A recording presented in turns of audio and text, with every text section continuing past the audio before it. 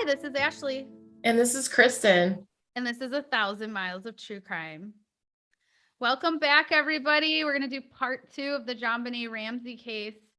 Kristen, how are you feeling after the pineapple and milk? You do not want to know. It was not only disgusting, but it definitely didn't sit well with me. We'll just go and leave it at that. I could not finish. I took one bite and was like, this is not for me. So what about you? How did you feel after this experiment? I have an iron stomach. I was fine. But when we were done, I cleaned my bowl and I saw how much of the milk had curdled, and I was so concerned. I was like, we're both gonna actually die from trying this. Oh, And it wasn't even sitting out that long, but I'm glad we did it. I feel like it somehow brought us closer to the case. Maybe next time we'll just fly to Boulder. I think that's a better idea than eating a bowl of pineapple and milk. Well, it might actually be more fun to eat some pineapple and milk than to jump back into the sad case, but let's do it. I want to take you through all the theories and just dig into more of this evidence and kind of what's actually going on during these times. Let's hear it. Okay. So I'm not going to do a full recap, but we'll just jump right into, where we'd kind of ended, which is the cops were really messing stuff up. They were, leaking all of this information. They were leaking everything that was making the Ramseys look guilty. And they were leaving out a lot of other evidence. So they don't mention that DNA was found, which can obviously be, really good evidence. So I'll just be honest, though. There was DNA found in 2 spots under the nails and on her underwear. So it's touch DNA. And they find out that on the nails that, they were really hoping she had scratched whoever got her. She had fought, and that's how she got this DNA. But it was found that when the coroner was actually her nails, that it came from the nail clipper. And they had actually followed the procedure. They didn't follow the proper procedure. You're supposed to do one nail for one nail clipper. You have to use a new clean nail clipper for each nail so you don't contaminate it. And this guy had just used basically dirty clippers and just did all the nails. Oh man, so botched. That DNA is now out. Then we still have the DNA on the underwear, the touch DNA. And this was always one of my big arguments for the intruder theory. This is how they've actually gone and they've cleared a lot of suspects based off this DNA. And now a lot of people are arguing, is that even safe DNA? It's a very contaminated source. It's very, it's not a lot of DNA. So it's, they don't have a lot to test or go based off of. So this has been a big argument. Somebody even did a study that said that, they actually purchased underwear, the same brand, the same size. They test the DNA on that, and they were able to find touch DNA that they're assuming came from the factory. So, I mean, that is an argument. I think it's strange. Wouldn't this have come up before? Wouldn't we be finding this on a lot of underwear? Patsy Ramsey doesn't also seem like the type that would let her daughter wear underwear that wasn't washed before wearing it.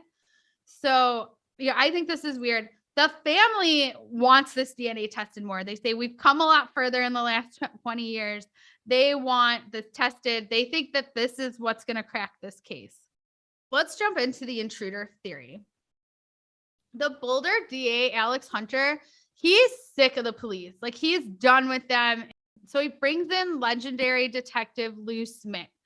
And Lou Smith is, he's pretty famous. Actually, he had solved a similar case, and he had one of the best track records in the Colorado area for solving cases.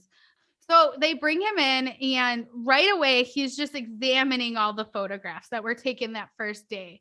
And right away, he's frustrated because he notices all of these sort of misconceptions or things that the Boulder police are just blatantly ignoring. He really felt that it was someone that had noticed JonBenet at one of her public appearances.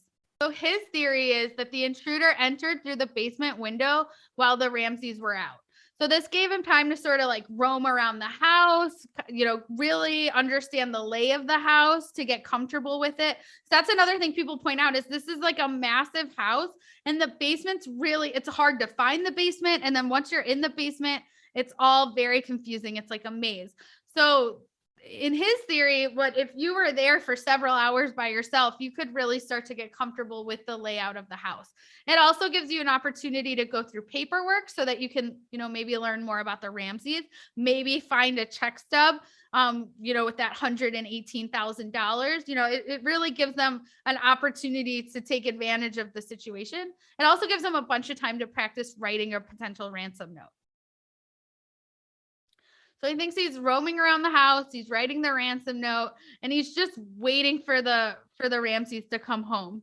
And when they finally do come home, he just hides out silently and just waits until everybody's asleep. He thinks that the intruder brings the stun gun up JonBenet's room, and then he uses that to immobilize her. And that's how we get the 2 marks. So this is like a very controversial part of this because, he even later admits that a stun gun really wouldn't be used to immobilize a person, or you wouldn't expect it to immobilize a person. So like when you stun someone with a stun gun, they like jump back, like it hurts them and it makes you like jump back. It doesn't like make you fall to the ground. So they point out that that's like a very strange part of his theory and doesn't really line up. And nobody talks about this. And I feel horrible even almost bringing it up. But like this little girl was tortured, and especially in this intruder theory, we're thinking that the whole reason this person came in there was to basically torture JonBenet, and unfortunately for like this sexual gratification. So I think like, why is nobody pointing out that this literally could have just been a horrible torture device? Yeah. They also don't understand how anybody could have gotten her out of her room without her yelling or anything. But I think a grown man could easily cover the mouth of a 6-year-old. And I'm sure she'd be terrified. And I'm sure he'd be telling her, like, you shut up or I'm going to kill your family or something like that. And he could have gotten her out of there without a stun gun. Or even more, so he could have covered her mouth with duct tape before, like, grabbing her before she could do anything. And then if this house is as massive as it is, if my house is not even half as big as that house, if I'm in my bedroom and my son is screaming in his room, I can't hear him. So even if she were to have screamed or something like that, this is a massive house. Maybe they just didn't hear her. Yeah, they always say they never heard anything. And one of the neighbors actually claims that she heard a little girl scream in the middle of the night. So everybody always questions like, well, how come the parents couldn't hear her, but she could? There's also like this theory that there's like a hole in the wall in the basement, and it basically is just like amplifying the noise and could make it so that a neighbor could hear her, but the parents couldn't. They do test the theory too. They go onto the 4th floor where the parents are, and they go into the basement, and you could, even when the house is completely empty, it's very quiet. You couldn't really hear somebody screaming from the basement. But the theory goes that he takes her downstairs. He's planning on stuffing her in a suitcase, and that's how he's going to leave the house. But then either he was having issues getting the suitcase out of the house, or he just basically got impatient and he unfortunately really wanted to sexually assault this little girl. In Lou Smith's theory, the person actually has like a choking autoerotic fantasy, and he believes that he's just choking this little girl over and over again, and then like kind of letting her come back to life and choking her again. And his theory comes from all the like ligature marks on her neck. Oh, that's horrible, Ashlee. Oh, it's so horrible. So, and he thinks that, then the theory is, so, I forgot to mention this. When they wake up or when the police get there and everything, they notice that in the kitchen, there's this big black flashlight. And the Ramseys say it's not theirs. They're not sure where it came from. So some speculate that that's actually how the fracture happened in the head. People against this theory will say that a cop just left it there. So the other weird thing is that there's 0 prints on it. There's no prints on the battery. There's no prints anywhere on this flashlight. Again, that could be that can be an intruder who knew they were coming there and put gloves on. It could also be a cop, because cops in Colorado in December usually have gloves on. So we're not able to confirm that. But it is very suspicious, and it couldn't be ruled out as what caused the fracture on her head. Unfortunately, he killed her, and he knows like there's nothing he can do. He decides to not even risk it. He doesn't want to take the body. And so he takes the tape, because they never found the duct tape. He takes the leftover twine, because they never found what was left of that from what she was tied up in. And he takes the stun gun with him, and he books. Smith really noticed a lot of evidence that suggested this. So one of the things he points out right away is that the cops always say, well, it couldn't be an intruder. There's no footprints in the snow. You would see footprints in the snow. But when he's looking at the pictures, there is snow right in the very front of the house. But on the side of the house and the back of the house, there's like patches of snow, but it's not completely covered in snow. A person really could have walked through their yard and not left any footprints and not had snow on their feet when they were walking through the house. The other thing is that the cops were 100% convinced that nobody could ever fit through that window properly. So that was like another reason that they cut that out of the theory. But I mean, John had already said he went through the window. I mean, if he can go through it, I think a lot of people could. And Lou Smith decided himself that he was going to prove them wrong. And he went in and he climbed through this window. Like he was able to do it. He's in his 60s. He was able to, get down there. It wasn't the easiest thing in the world, but he didn't really struggle at all. This didn't take a lot of time. The cops do point out that there was a spider web also there when they were looking at the window.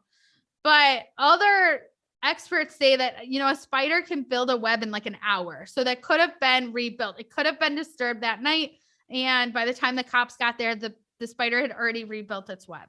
So we'd already mentioned the suitcase underneath the window. The other thing is that right almost next to the suitcase on the wall, there's a smudge.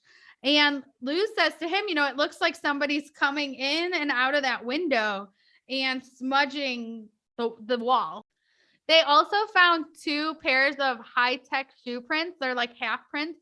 And they couldn't prove that those belonged to anybody in the house or any of the officers. So it's just this random size 8.5 high-tech boot print in the basement. And the cops just sort of brush it off and say like, well, a lot of people have been walking through here.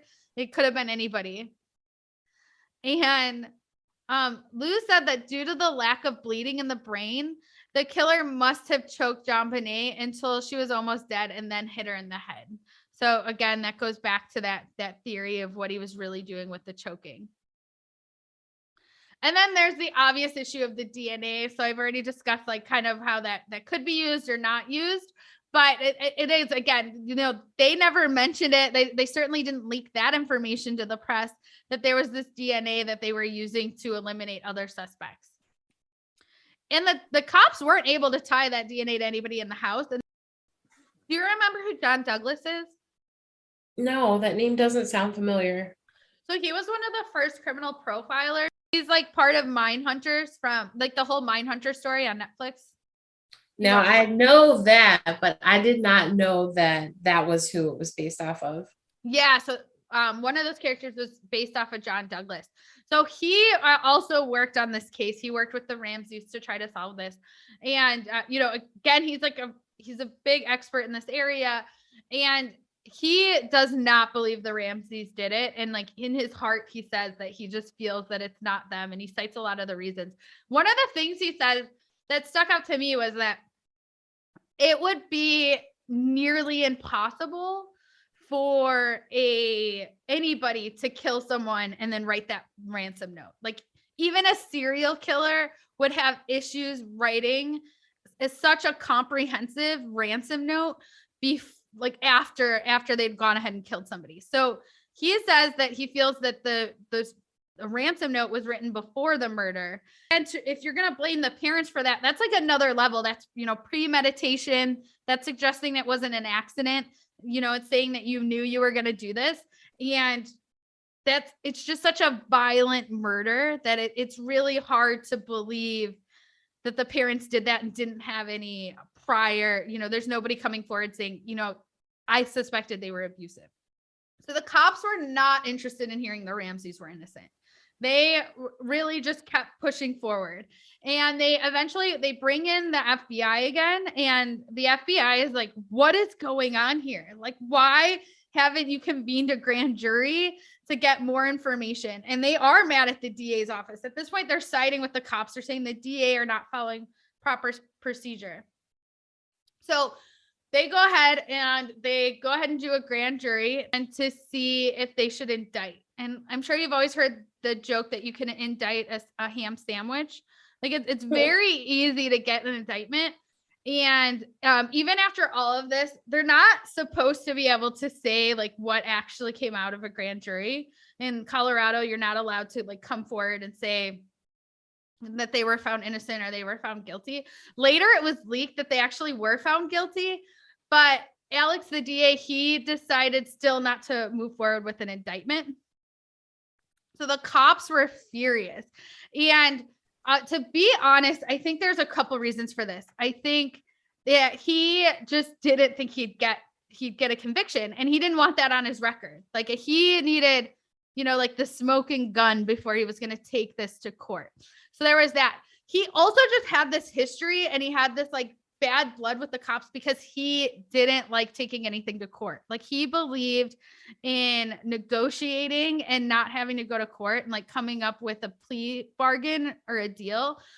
This really infuriated the cops a lot because they felt like a lot of people got off, or it was like, they either got off completely or they got like a much leaner sentence just because he didn't want to, because Alex Hunter didn't want to take him to court. And it kind of, it's a trickle down effect. So since he had been there, that sort of behavior had gone, across the DA's office, and cops were just kind of getting used to the same mentality.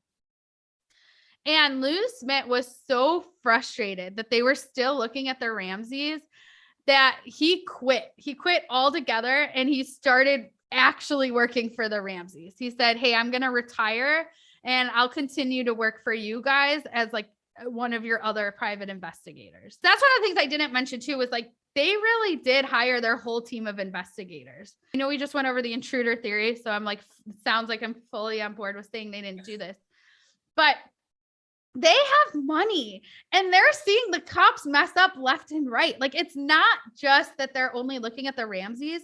It's that they're making, I've just pointed out so many mistakes that they're making. So I think the Ramseys are like, screw you guys. We're going to pay for the experts. But there's still only so much they can do, like they also can't get these subpoenas. They can't get these search warrants and things like that. But they really blew a lot of money, and they still have a lot of investigators working on this. There's some working for free. There's some that they are paying because they're trying to get this solved. So since we just went over the intruder theory, let's jump into like some potential intruders that aren't actually, part of the family. So the first one that I want to look at is Michael Helgoth. And he worked in a nearby auto salvage yard, and he had allegedly had a property dispute with the family already. So there was like an incident where they were trying to like buy property that his family had owned, or there was just some dispute already between the family.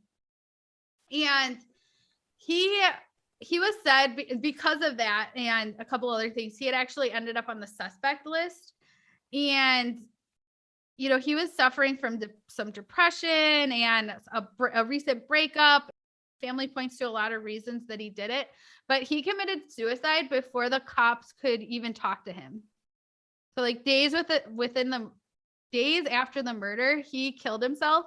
And when they found the body, there was a stun gun near him, and he also had high-tech boots. So before Christmas, he was telling people that him and one of his friends, they had some sweet deal, and that they're like each going to come into $50,000 or $60,000. Yeah. That's interesting. Yep. And so also one of his best friends that they suspect could have potentially done it with him, his daughter was in pageants. But a coworker had said that Michael once said that he would love to know what it would feel like to crack someone's skull open. He also used to carry around a black flashlight, like the one that was found in the Ramsey's house on the kitchen. And, right after Christmas, he no longer had this flashlight. Like he wasn't sure where it was. And after he died, no one could ever find that flashlight. But eventually he was cleared because his DNA didn't match and neither did the size of the boots. That's the guy that killed himself. Yeah, that's the guy who killed himself. Okay. But did they have a full shoe print or? It was only a partial. It was a half of a shoe print, but they were still confident it was a size 8.5. Okay. Then we have Chris Wolf, and he is a very similar type suspect to Helgoth.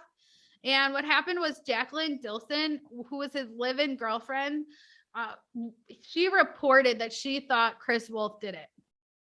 And she had called the police and said that she was convinced he did it. And they never called her back. They didn't take her seriously. So she looked up Patsy Ramsey's mom and called Patsy Ramsey's mom and said, hey, I'm really concerned that my boyfriend, Chris Wolf, did this. So finally, the cops called her back. And what they find out is that, so she says that they had Christmas dinner together. And then sometime around 10, he leaves because she notices like she's going to bed. He's taken off and she thinks he's going to go to the bar or something. But then she doesn't see him again till early in the morning around 5. And that's when she says she hears him in the bathroom showering. And then he just gets into bed like nothing happened. But the next morning, when the JonBenet Ramsey case is hitting the news, he's getting like really upset about it. He's really frustrated and is just like visibly getting, distraught about this whole situation. He's the one who couldn't be cleared on the ransom note. They ended up clearing him. The DNA didn't match and they didn't have much more evidence on him. But the ransom note, you're saying? The ransom note, when they took his writing sample, they couldn't clear him.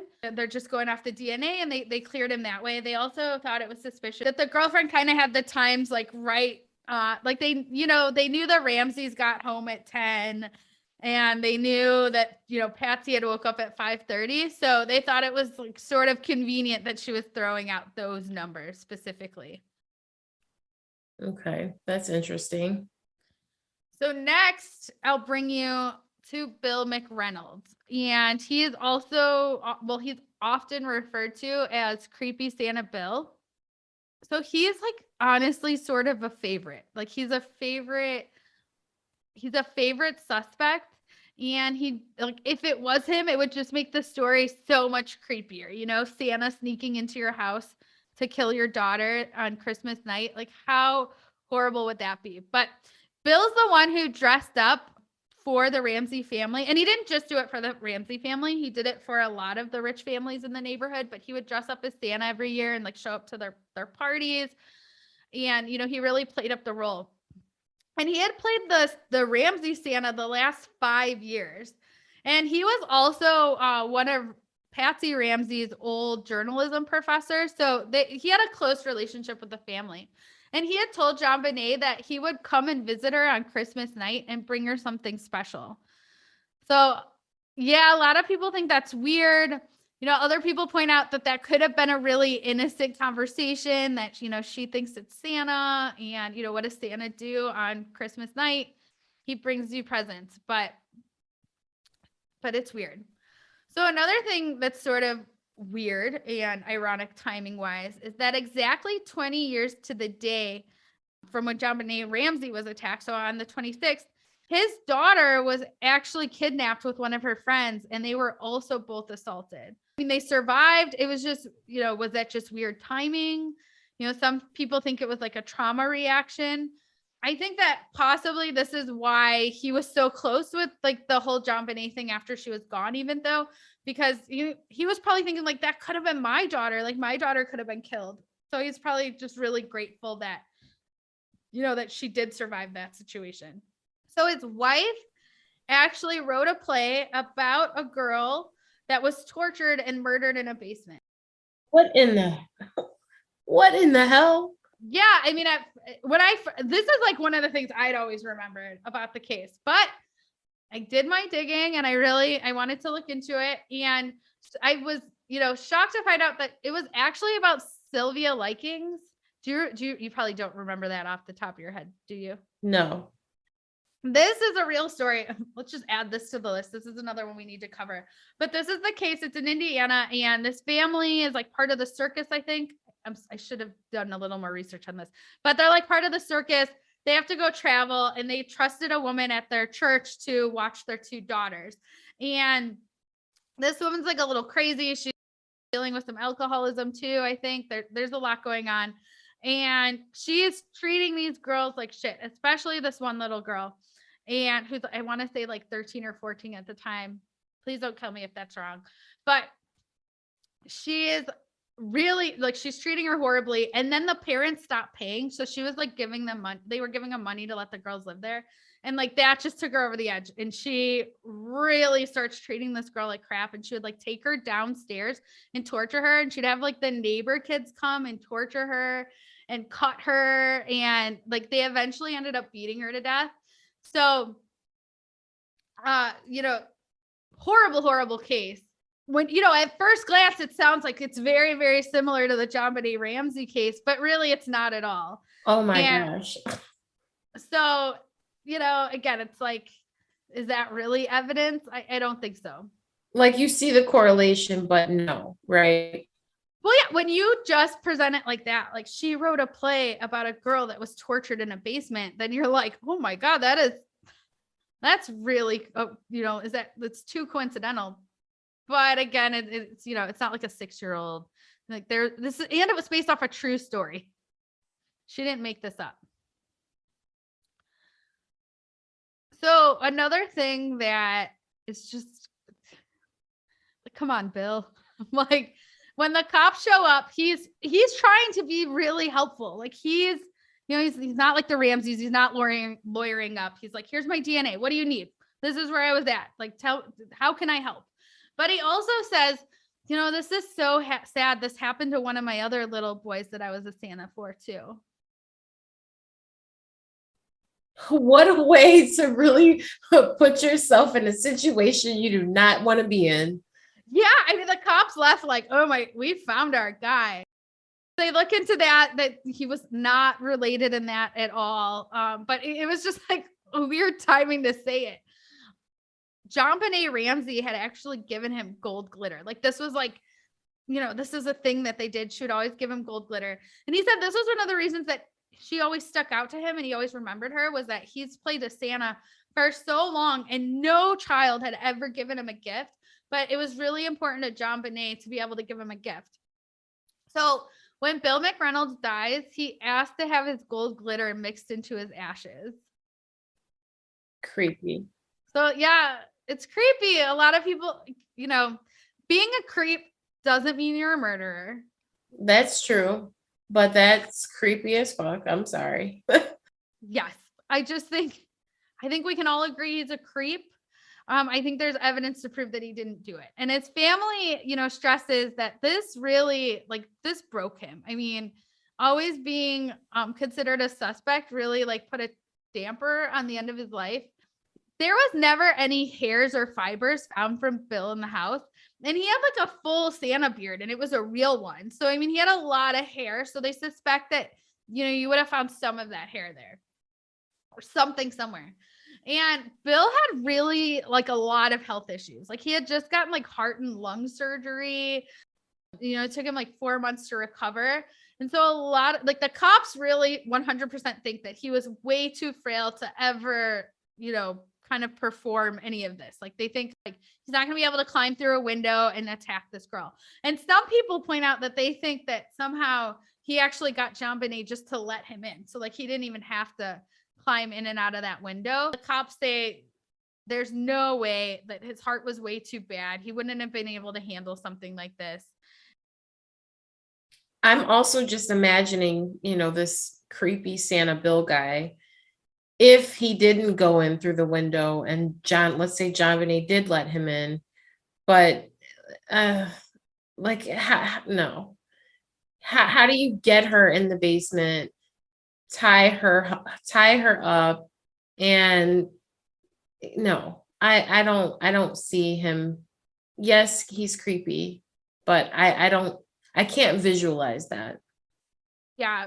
He gets ruled out. I mean, at first they won't rule him out based on his alibi because he was at home sleeping. Him and his wife went to bed at 8 o'clock because they were old and it was like Christmas. It was a long day. And a lot of people argue like that's not a real alibi. Like your wife, you could have snuck out and your wife wouldn't have known. But he lived over an hour away. His DNA obviously also was not found there, and they didn't find any of these hair and fibers. So they go ahead and they rule him out. Yeah, that sounds like a good exclusion, but I mean, I get it. He sounds like a real creep. But like you said, a creep doesn't make you a murderer. Yeah. And I think the press really kind of focused on him because it's great for ratings. Like It's fitting. Yeah. It's fitting. And I'm sure the media had a field day with that. Yeah. I mean, what's scarier than your parents doing it? Like Santa? Like, I think, So let's get into the Burke theory. And I say it like that because this was the theory my family believed. So, like, this was kind of the one that I heard. This is the story I heard growing up around the Christmas tree. So, this theory is we've already talked about it. Burke's like maybe not loving the fact that he's an older brother and that his little sister is this little star. So, the theory goes that the parents go to bed. Burke decides, hey, I want to keep playing with my toys and, maybe wants to grab a snack. So he sneaks downstairs. He's playing. He's got this pineapple and that JonBenet comes and she grabs one piece of pineapple out of the bowl. So that's how her prints aren't on anything, the bowl or the spoon or anything, but that she somehow digested this pineapple. And this infuriates him. Like he can't get anything. He's, she's even taking my pineapple. And so he loses it and he hits her in the head. And then once he hits her in the head, and she's basically, passed out, she's blacking out, that Patsy comes down and Patsy sees what's happened. Maybe John has also seen what happened and they freak out. And she's like, I can't lose my son too. I can't lose my son. We have to do something. And that's when this whole incident is staged. So that's when, the theory is that's when Patsy writes out the ransom note and they do all this stuff. So there is some stuff supporting this argument. First of all, Burke did hit JonBenet in the face with a golf club. So the parents claim it was an accident, but allegedly, he had gotten frustrated and he hit her with the golf club. And they actually had to take her to a plastic surgeon because she was going to have a scar on her cheek. Patsy couldn't have her little star with a scar on her cheek. So she had to get surgery to like fix that situation. So there's that. There's a lot of weird bathroom habits with this family. So we'll get into that. They say that JonBenet was possibly or most likely was a bedwetter, but Burke was known for spreading his like feces on her stuff. Like he would get that and I don't know. You've had a 9-year-old boy before. I had 3 brothers. Thankfully, they could have been. They were horrible at times, but they never did that to me. Yeah, no, I grew up with 2 brothers and yeah, we fought all the time, but I can't recall them ever doing something that obscene. And then, I've got an 11-year-old. He's never done anything like that ever. That's strange and awkward. And that would actually be kind of alarming. If I saw that my son did that to his sibling, I would be really concerned. Really concerned. Yeah, absolutely. So that day, actually on Christmas Day, they even found some of this on one of her Christmas presents. So it was on some candies that she had gotten. And yeah, they were able to prove it was his. So like, no matter what, like that doesn't mean he killed her, but that definitely points something weird is going on. I mean, did he hate her? Was there any, you know, I guess evidence of him showing some type of hatred towards her, like at a next level outside of sibling rivalry or sibling, animosity? I mean, was there anything like that or any mention of that? So it's hard to say because there's some people that have come forward like after the fact, sold their story to a news, you know what I mean? But there's no hard evidence that people point to say like this was like that they were constantly fighting. I mean, besides the golf club incident, which is probably pretty bad. When did the golf club incident happen? Was it close to the time where she was murdered, or was it like years before? No, I think it was within that year. So it was like, Ooh. it was recent. And so some other things that people always point out is that they finally got to interview him after the fact. And, they bring in like the child psychologist and stuff. And he just doesn't seem very beat up by he even says like, I'm just trying to move on with my life. And this is like a month after his daughter, I'm sorry. This is like a month after his sister has been killed. And he says that he's not afraid. Wouldn't you be like, I'd be really afraid if I thought someone was in my house, but potentially for a long time too, and came in and killed my sister. Like I would be really afraid. And he was just like, no, I don't think anyone's coming back. It's so strange because I feel like trauma does different things to different people. You mentioned that they never went back to that house after that, right? They never went back to that house. His life's changed drastically, even if it's a month later. But I don't know. In the trauma that I've experienced or that my family's experienced, I feel like you just have no clue how someone is going to respond or react after the fact. Yeah. Yeah. Especially when you're 9. Yeah. You're still developing, you're still learning how to process feelings, process emotions. And I don't know, man, but I mean, the golf club situation is concerning. The poop, smearing it wherever, that's concerning. But him having this strange reaction or like response to these interview questions, he's in the limelight. I'm sure the media was everywhere all the time. And I don't know, like if you haven't really like lived a life like that, where you're out in the limelight like that, I can't say that I would know how I would react. And I'm an adult. Yeah. So this is jumping ahead, so I'll have to come back. But since you brought us there, did you by chance see the Dr. Phil episode with him? I'm sure you haven't. No. I was like saying that. I was like, no, you haven't, of course.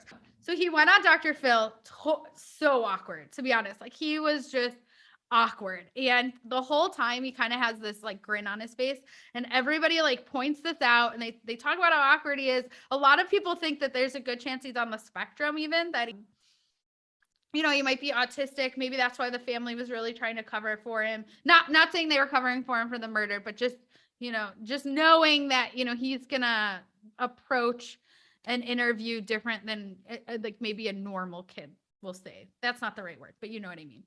And so one thing I have to say is I'm totally guilty of this. Like the more awkward I feel, the more I will smile. Like I'm the worst at a funeral. Like if I'm devastated, I'm going to look like I'm having the time of my life.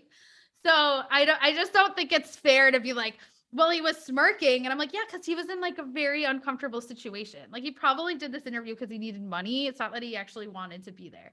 And, just talking about that he's awkward. Yeah, his sister was murdered when he was 9. He was probably like kept away from people for a very long time. People suspected it was him.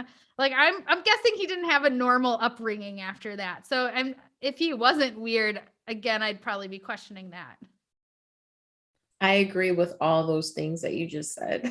So let's bring it back to that day though, and some other just weird, unexplainable situations.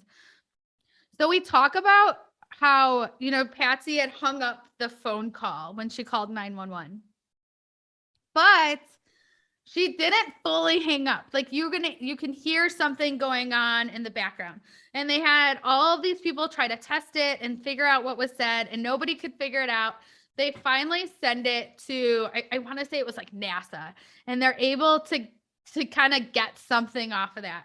And so when they listen to that call, they hear, I'm sorry, just a side note. The Ramseys have said that Burke was asleep through all this. Like when they called 911, Burke was asleep. And they hear, which sounds like a man, so we're going to assume it's John Ramsey, say, "We're not speaking to you." And then, like, kind of in that tone of how you talk to a child. And then you hear you overhear a woman's voice saying something like, "What did you do? Help me, Jesus."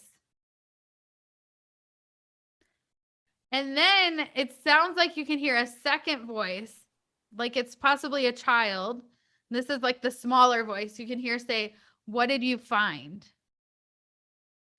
So a lot of people argue that, like, why are you lying about it? Like, if he's up, why are you lying about it? And the other thing that I think is weird is, why wouldn't you wake your son up, especially if he's older? Like, if my daughter was missing, I would go wake him up right away and be like, "Did you see anything last night? Did you hear anything suspicious?" But they claim they didn't wake him up. Burke claims that, like, he heard his mom yelling. At some point she came in. John was like, kind of like, go back to sleep, and turned off the lights. And then the next time that he like sees someone come in, it's an officer with a flashlight, and he still doesn't get out of bed at this point. And again, that's like one of those things that people think's really weird. Like, wouldn't you jump out of bed if a cop came into your room? I think there's a chance he was just scared again and not sure what's going on. No, Ashlee, kids are nosy as hell. Okay. If two things, I don't even know how many things I'm about to list off, but I know kids are nosy. And if they hear any even the slightest bit of commotion, they're going to be all ears, all ears. And if my child, I've got two kids, if I go and I see a ransom note that one of my children is missing, I am going to not just go to the other child's room. I'm going to go up to them, feel them, make sure that they're physically really there, and probably wake them up, because I'm going to be like freaking out. So that is suspicious. This whole, the remnants of the 911 call that they're saying they heard a man say, "We're not talking to you," and a mother say, "What have you done? God help me." And then them saying, that he was asleep through all this, or just in his room through all this. There's no way. There's no way. Kids are nosy. And I don't know about rich white kids, but kids are nosy. You know what I'm saying? They are. Yes. Like, I can't even, yeah, of course they are. Like, I don't even know why I was like almost defending this. You're so right. I know if I was a kid, I would have ran down there. And if I was scared, I'd want my mom. I don't think, you know what I mean? I don't think I'd want to just sit in bed. But that's a great point. Again, I can't speak for rich white children, but poor white children would have been down there. Yeah, no, absolutely. I mean, I don't know. I too, I'm nosy, I feel like. So I just think it's a natural reaction. If there's any type of commotion, well, what's going on? Let me take a peek out the window, or let me go sit by the top of the stairs, and try and listen to see what's happening. And then too, it's his sister. He's 9. It's his sister. So that's very suspicious. Yeah, and it's his little sister. So it's all weird. But I do want to take this moment to make it clear that me and Kristen absolutely do not think that Burke did it. And that is because CBS came out with a whole documentary basically accusing Burke, and he sued them for $750 million. So, Burke, we know you're innocent. Please don't come for us. We have no money. Yeah. Yeah, but we don't know how much he actually got. They did end up, settling outside of court, and they did not, they didn't say how much he got. But if you're asking for 750 million, I'm assuming you got a big chunk of change there. And shame on PBS. Shame on them. Yeah, I did see the documentary. They definitely like they weren't even trying to hide who they thought did it. So That's horrible. I'll briefly touch on, I got a couple more theories to go over. I can't not go over the chance that it was John Ramsey. So people always cite the incest thing and the potential, the molestation. And another thing that's really weird, and this could, really go for either of them. They found that there was this dictionary, and in it, like a page was folded over and it was highlighting the word incest. People definitely thought that was weird. The cops tried to track down and see if he had any allegations with his other daughter or anyone else. They couldn't find anything. Eventually, they did kind of take it off the table. But the theory goes that, this is disgusting, but that he had been, molesting his daughter long term, and then maybe something had gone wrong and she had either pushed back and he got angry. This theory goes a lot of different routes. Like in one theory of this, they say that, Patsy walked in and got mad at JonBenet and lost it.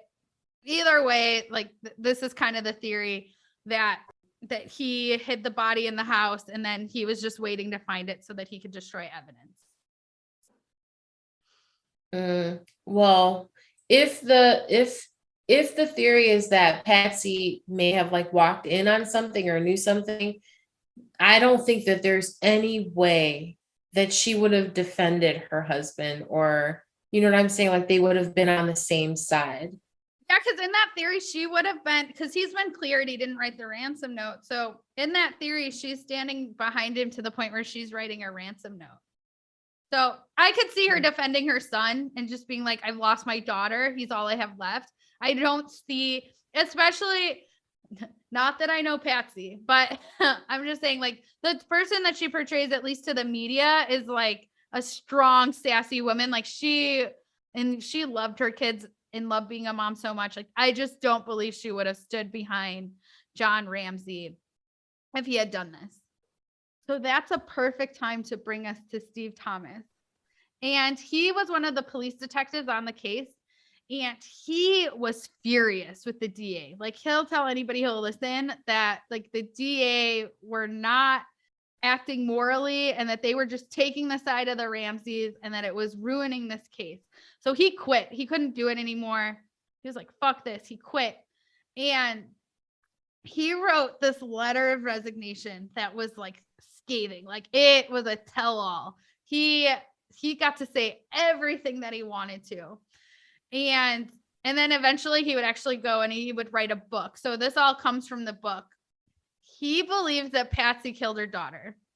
He was 100% convinced that she wrote the ransom note. He thinks that Patsy was exhausted. It'd been a long day. It'd been a long holiday season. They'd been doing a lot. She now needs to get ready for this long vacation. And she openly said she didn't even really want to go to Michigan. And so she's already frazzled with JonBenet because JonBenet that day refused to wear a matching outfit with her mom. Patsy was always dressing them alike, like her little mini-me. And JonBenet put her foot down that day on Christmas and said, no, I don't want to dress like you, and refused to wear what her mom had picked out for her. So there was already this little, fight at the beginning of the day. So his theory continues that they get home and Burke is playing, and Patsy gives him some pineapple, and John goes ahead and tucks JonBenet into bed. And he reads her a book. So this is different because at one point when they interviewed John, he said that he read to his daughter to put her to sleep. And then later he said, no, she was actually just asleep the whole time and I just put her right to bed. So there's some conflicting stories here. But in his theory, he thinks that he really did read her to bed. And then everyone goes to sleep but Patsy, because, what happens that last night? A mom is up packing and washing clothes and making sure that everybody's ready. So she doesn't even get to go to bed. And so she's working all hard to get everyone else organized. And JonBenet Ramsey wets her bed again. She's so sick of this. This is one of those things that they deny. They deny that JonBenet ever had a bedwetting issue, but they had pull-ups for a 6-year-old in the house. The housekeeper talks about how like Patsy was always like washing JonBenet's sheets before the housekeeper got there because she didn't even want the housekeeper to know that her daughter had a bedwetting problem. And, there's stains on the mattress. They have a rubber sheet. Like there's a lot of signs that JonBenet had a bedwetting issue, and they refused to acknowledge this. They said, nope, she doesn't have an issue. In this theory, Patsy's pissed. She goes and she grabs another pull-up. And the pull-ups are actually like hanging out of the cabinet when the cops get there. So she's grabbing more clothes, and they think that potentially this is where the vaginal trauma actually comes from. So Steve Thomas thinks that it's more of a corporal punishment situation, which I guess is unfortunately really common. Like parents will get really frustrated and then they'll like aggressively wipe their child or just do horrible things along those lines. So at some point, Patsy just loses it and she ends up like pushing JonBenet or something, but they think that that's when she got the head injury. They think like maybe she, shoved her and she had hit her head on the tub, and that's what caused this major fracture. And at this point, Patsy's freaking out. I mean, she's just panic's taken over. Her daughter's not moving and, she thinks she's dead. She doesn't know what to do. So she moves her body down to the basement. And so then at this point, Patsy's looking for a diversion. She knows she needs something. She doesn't know what to do. She doesn't know what to do with the body. So she comes up with this plan, and she's going to write this crazy long ransom note. This is why she's sitting there practicing. And this is why she's comfortable. It's her own house. And she's trying to rewrite this note. And finally, she thinks she gets it perfect. So she lays out the note, and then she comes back downstairs. And that's when she realizes, oh my God, JonBenet is not actually dead. But maybe she's showing signs that she's got brain damage. Like at this point, Patsy thinks I still can't call an ambulance. They're still going to question this. Like I have to just go for it. So that's when she grabs her own paintbrush that's sitting about 2 feet away, and she wraps the rope around JonBenet's neck and kills her. Then she goes and she finishes the staging. She ties her arms. She puts the duct tape over her mouth. So this is one of the things they mentioned too, because when they look at the duct tape, it doesn't appear there's any tongue imprints or that the lips are moving around. So they think it's staging. They think she was already dead or unconscious when the tape was put on her mouth. She also wrapped her in a blanket, which we also see a lot of times when people have compassion or they regret what they've done.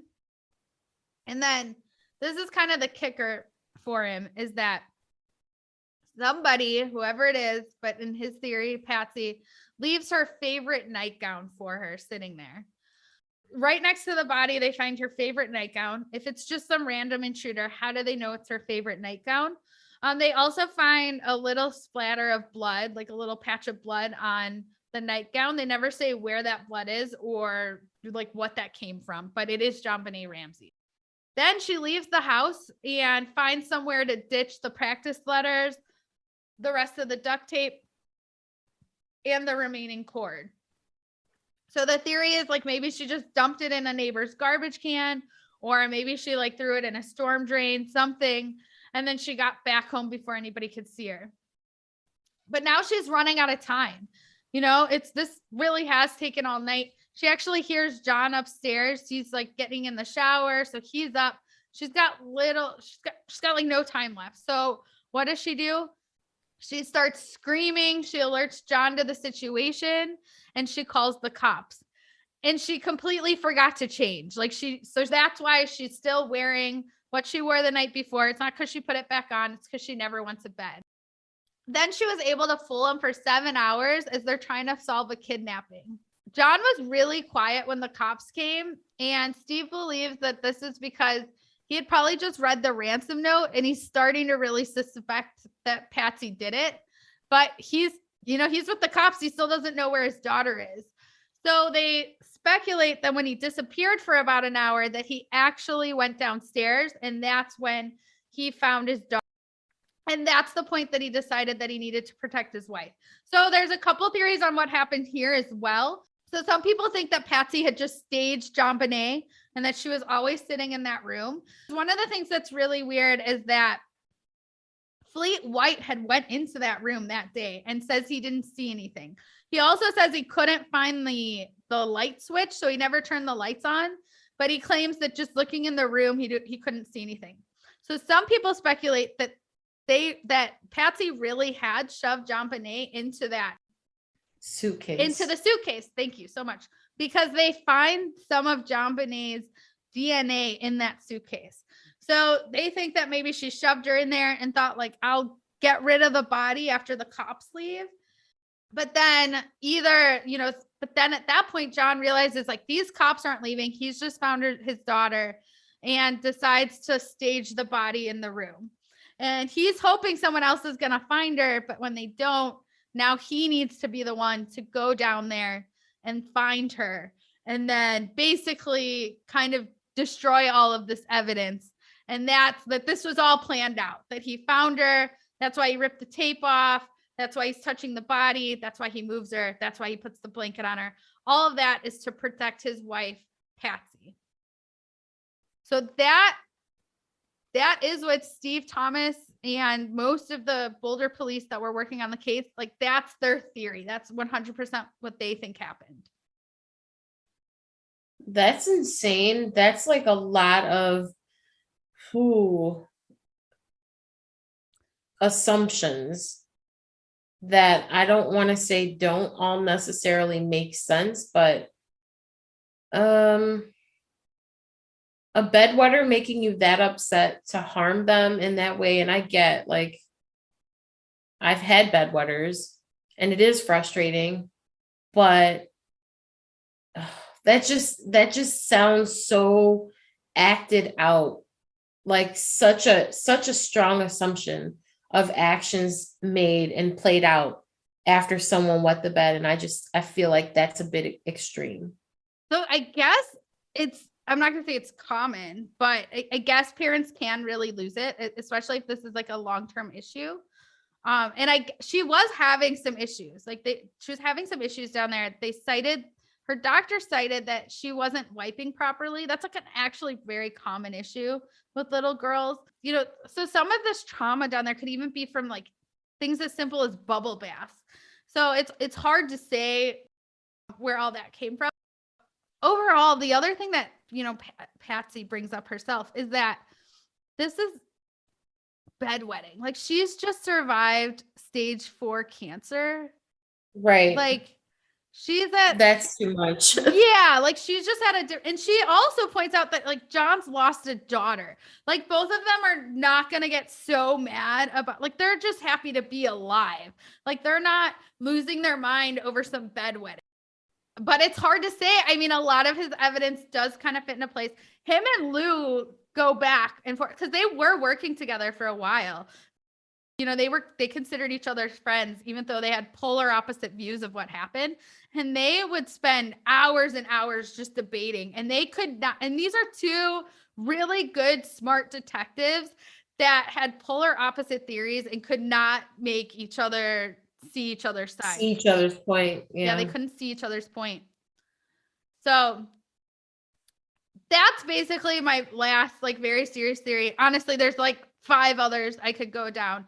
I will tell you some other quick ones. There's John Mark Carr. I don't know if you remember him, but I want to say it was 2006. He was this freaking crazy guy who confessed to killing JonBenet.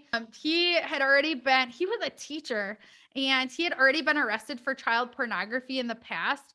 And he had flown, I should have wrote this down. I think it was Thailand. He was hiding somewhere though. And he was talking to somebody and basically confessed to killing her.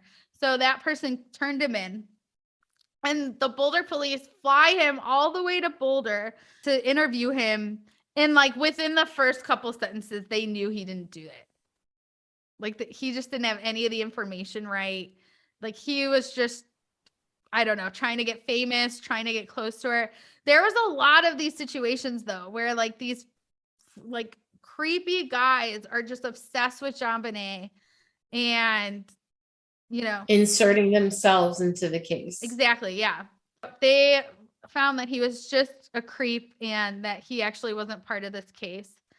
And then there's also the Katy Perry theory. So do you know about this? No. This is a new theory. So people speculate that Katy Perry is actually JonBenet Ramsey all grown up, even though they're very different ages. Yeah, leave it to the internet. I'm sure that was like a TikTok thing. That's an actual thing that they really believe, or that like is speculated? Yeah, this is like a real theory. There's people who spent so much time trying to prove this.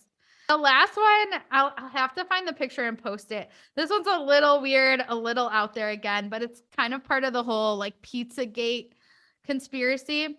So at her last pageant, and one of the last pictures that was taken, there's this profile. There's this profile of a woman, and like right next to her that you can see in the picture, and it kind of looks like Ghislaine Maxwell. Oh my gosh, what? Yeah, so a lot of people speculate that somehow JonBenet ended up one of their victims, but again, this is mainly just internet. There's no there's not a lot of evidence behind it except for this one big-nosed woman profile in the picture. Jeez. I feel like, I mean, with all that you covered, at this point, anybody could have done this to this poor girl. Unfortunately, yeah. There's so, and like the suspects keep coming. There's no end in suspect. I don't know. So in 2006, unfortunately, Patsy passes away from ovarian cancer. So it came back and she passed away. A lot of people were hoping that there would be some sort of deathbed confession. There was not. To be honest, I think there probably wouldn't be, because unless it was truly her all by herself, I think, like, what would that really have done? You know what I mean? Like, I don't think that would have cleared John. I don't think it would have necessarily cleared her son. Like, everybody would have thought that they were somehow involved too. But yeah, she swore till the day she died that she had nothing to do with her daughter's murder.